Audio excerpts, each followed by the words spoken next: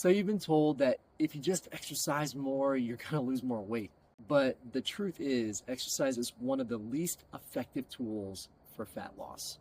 And if you're relying on calorie burn alone, you're setting yourself up for failure. And today I'm going to break down exactly why fat loss is not the fat loss solution you think it is, but also what you should do instead. And I think the first thing we should talk about is just the calorie burn in general.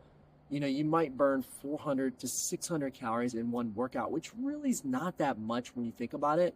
It's a lot of effort. And whatever your calorie tracker says on your watch, it's usually overestimating. But regardless, your body is really smart and it will offset what you burn. So, if you burn 500 calories, it might be less by the end of the day. And the reason why this is, it sounds weird, I know, but subconsciously, you start to move less. Your non-exercise activity or NEAT starts to go down, okay? So you're fidgeting less, you're doing less yard work. You've already had a hard workout, right? But again, you're not really thinking of this. The other thing is you might actually eat more because you've earned it. And again, you're not thinking about that. It's subconscious, it's going on. You just start to eat a little bit more because you had a hard workout. And so the end result is less fat loss, a lot less than you expected. The other big point we want to make is how costly exercise is on time. Doubling down on your workouts and doing, 5, 6, 7, 8 hours just to get more calorie burn is not sustainable. An hour of exercise doesn't burn off that entire dinner you had plus dessert. And this is just going to lead to disappointment and burnout. And you think about it, you might burn 500, maybe you do burn 500 calories in a workout. You can eat a small brownie in 2 to 5 minutes, and it's 300 or 400 calories right there. So it's not the best way to go about it. I've seen it with clients though in general, they just get really impatient and they just want to ramp up their workouts, which I do understand. They're just going to exercise more so they can lose more or they can eat more food. But what ends up happening every time they do this is they're disappointed because they have this really crazy hard workout week and their weight actually goes up. Now, this isn't body fat, right? This is important. It's extra inflammation and water retention. But I see it time in and time again where they will do this and they'll become demotivated because they put all that work in and they had a negative reinforcement. And so that damage, that mental damage carries through to their nutrition and moving forward on their plan, all because they were impatient and they wanted to ramp up their workouts. They weren't gaining fat though, they were just gaining water weight. But it doesn't matter because the damage is already done mentally, right? But what we really want to focus on here is the real role of exercise, okay? Exercise should be more about building and shaping the body, especially lifting weights, okay?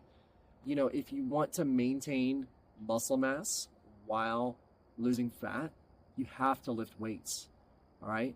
And remember, muscle is what creates the shape. So if you want your butt to be round when you lose weight, you're going to have to build muscle there.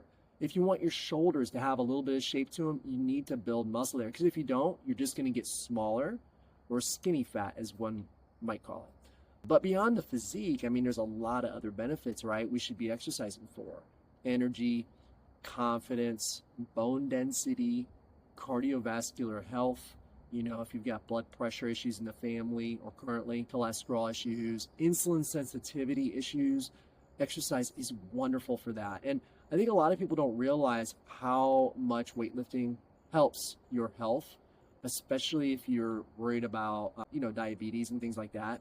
Weightlifting itself has a huge impact on basically your glucose metabolism, blood sugar, all that kind of stuff. So it's one of those things that you should definitely include. But overall, where should we be focused for fat loss? And that's going to be coming from the nutrition side of things.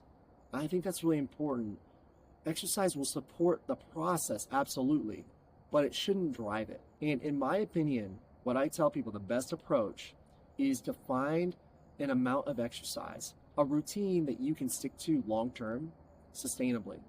It could be 2 to 4 workouts a week, focusing on maybe, 5, 8, 10,000 steps a day. And then you just keep that consistent week to week and you adjust your nutrition off of that. If your activity is consistent throughout the week, you don't even need to track your calorie burn. You figure out a calorie goal that you're going to consume, and you stick to that, week in, week out, and then say after 2 weeks, you don't lose any body fat or you don't lose any, you might drop those calories down just a little bit more. Maybe you estimated too high.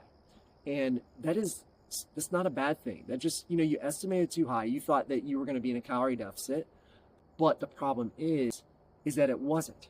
So you change it. But overall, exercise isn't about burning calories. It's more about building strength, confidence, and giving you the health that you want, right?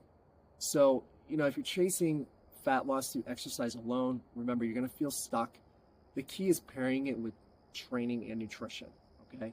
To help with that, I put together a free Metabolism over 40 guide. If you're 30, it's still going to help you. Just comment the word guide below and I'll personally send it to you. And if this video was helpful, hit like, subscribe, and drop a comment below. What's been your biggest struggle with fat loss and exercise? I'd love to hear, and I'll try to respond back.